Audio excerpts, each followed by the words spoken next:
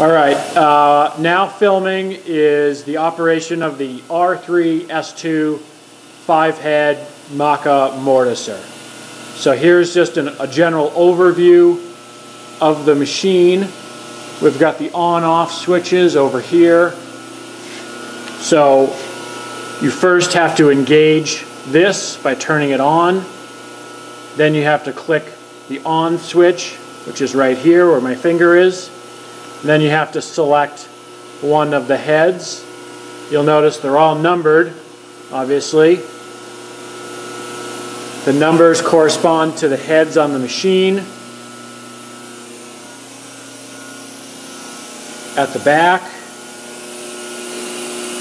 they're not sequential because they've been taken on and off and put back in non-sequential order, but it doesn't affect the operation of the machine.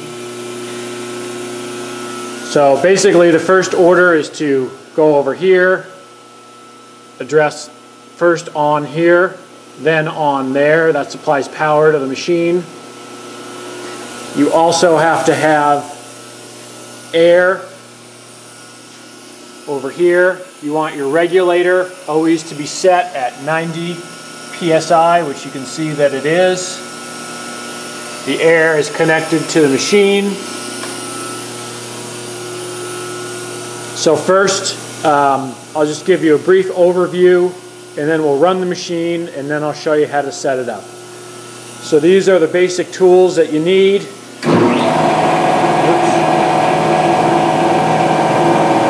That's the air compressor. It's pretty loud. So you need your length stop here, your back stops here, however many back stops you need for the piece.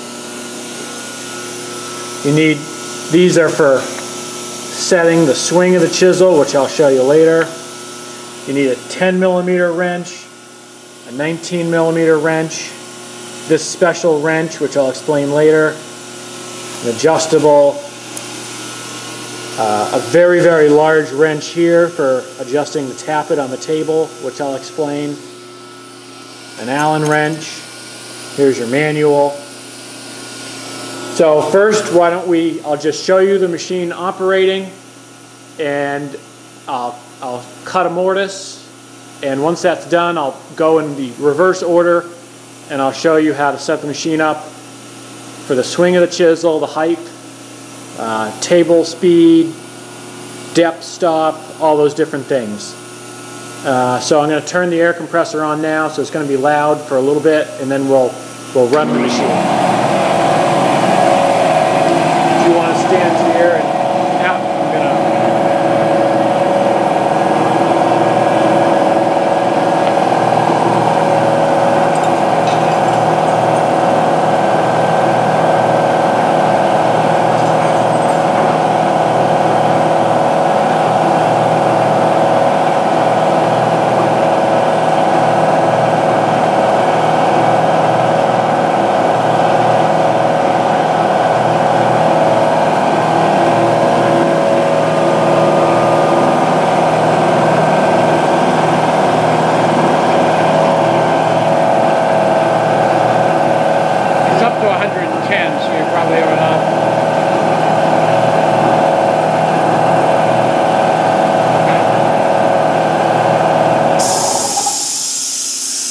Okay, so first we're going to turn the machine on here, turn the machine on here.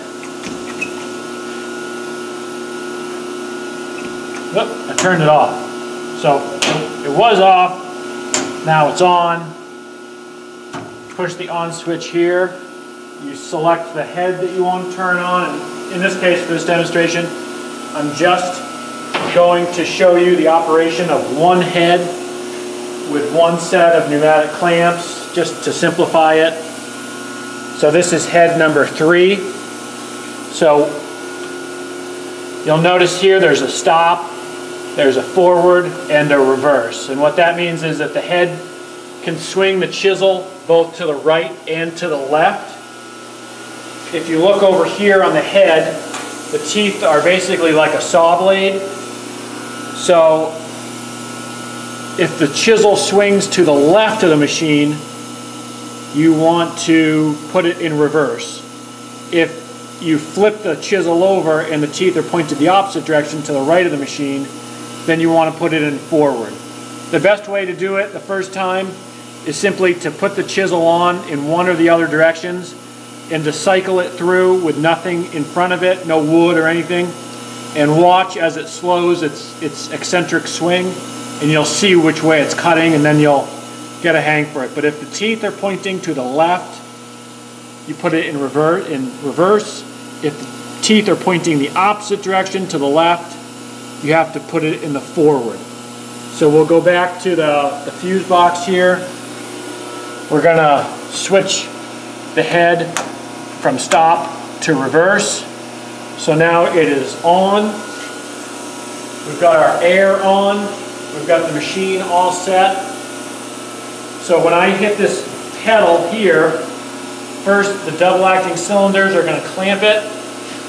Then the chisel is going to start to oscillate. Then the table is going to be brought into the chisel and then brought back out. I've slowed down the table speed so that you can get a good idea so it's not so fast.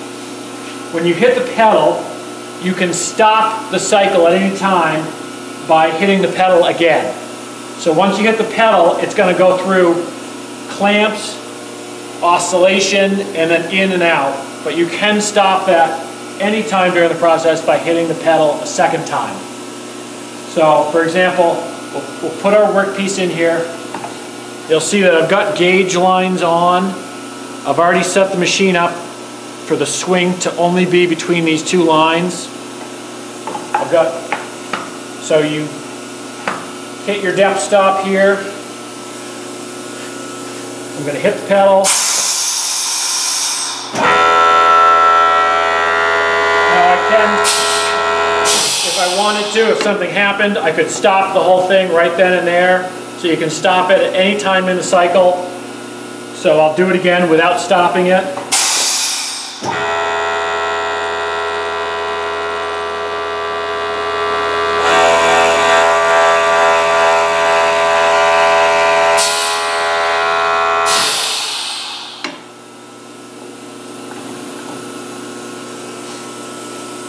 So you can see now the mortise is between the gauge lines. There's a little wispy, fluffy piece here that chips out, but you can just give it a quick sand. So you're between your gauge lines, and there is a mortise. So I'll show you how I did that really quickly.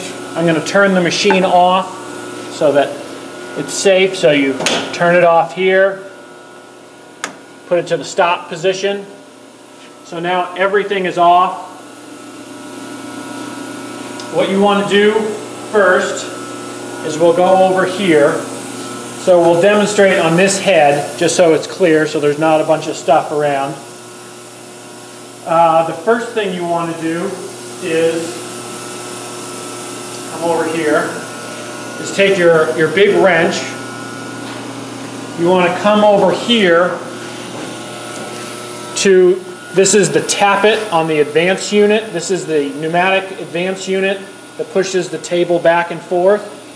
So you want to disengage this tappet so you can manually bring the table back and forth.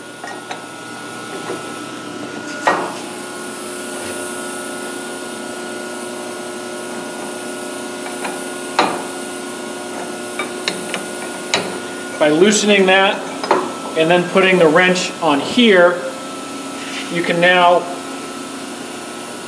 move the table back and forth manually. So now that the table is loose, you can swing it in and out towards the heads. Now this advanced unit here has been rebuilt. Every couple of years you need to refill it with hydraulic oil. This right here regulates the speed of the table going in and out. So for different kinds of woods you want to set the speed slower or faster. I've written on here on the advanced unit the direction that you have to turn this regulator.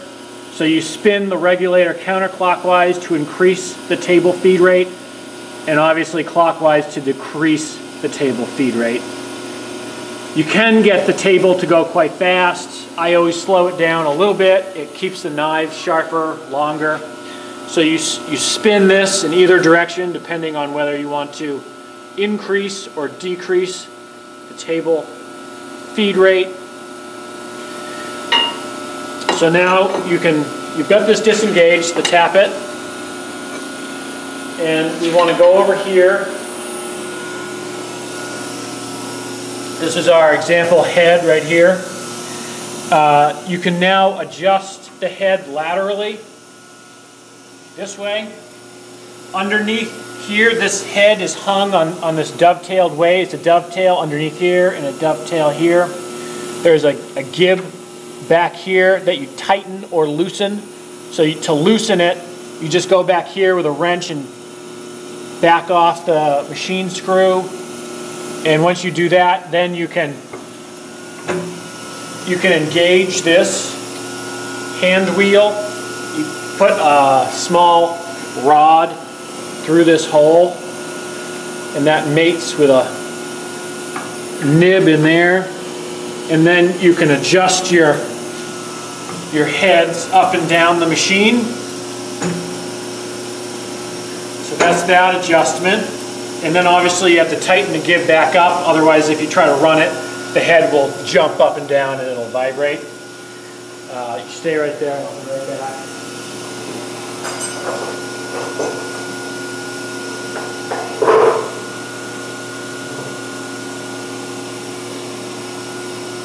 The next adjustment, you need 2 wrenches for this machine. One's a 13 millimeter, one's a 19 millimeter. The second adjustment on each head is up and down, and you want to loosen these through bolts here. See, there's a split in the casting, so you want to loosen the through bolts.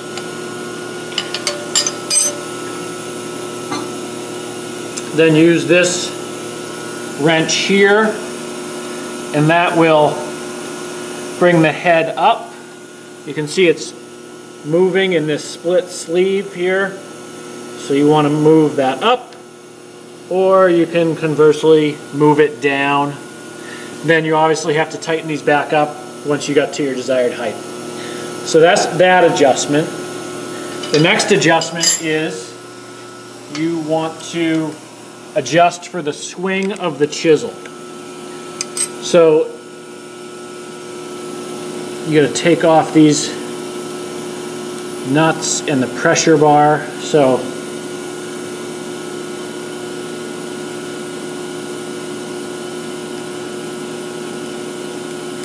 take these off, and this pressure bar. Now you're going to get, I'll be right back.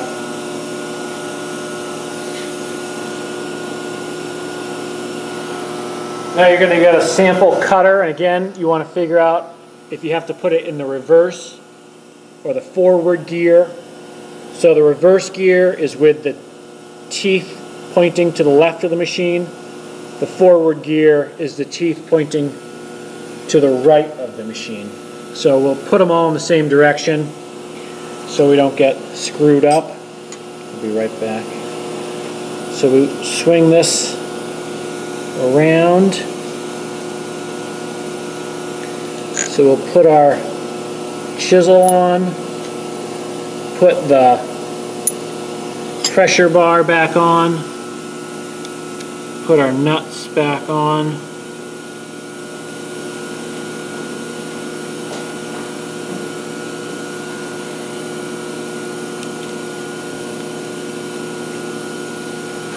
Tighten them up with our 13 millimeter wrench. And once you do a test run, I would do a test run without a piece of wood on, and then retighten these down. The manual says you have to have these very, very tight. You don't have to use a lot of leverage, but you want to just check after the first run that they haven't loosened up. So now we've got our our chisel on there. Be right back.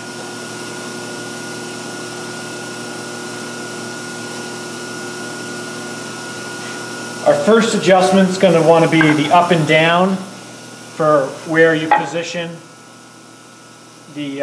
This was our test mortise here, so you want to figure out the height. I like to use something like this, which is a vernier height gauge. So it's got a flat machined bottom. You can put it on your table, which is also flat, and you can get this scriber to either hit the top or the bottom, depending. It's usually easier to gauge it to the top. So we'll just gauge it right there. If you gauge it to the top, then you can just slide it over. Hold on, I'll be right back. And we can get our table a little bit closer so it's easier to judge. So we will now, we'll bring our head down so that this scriber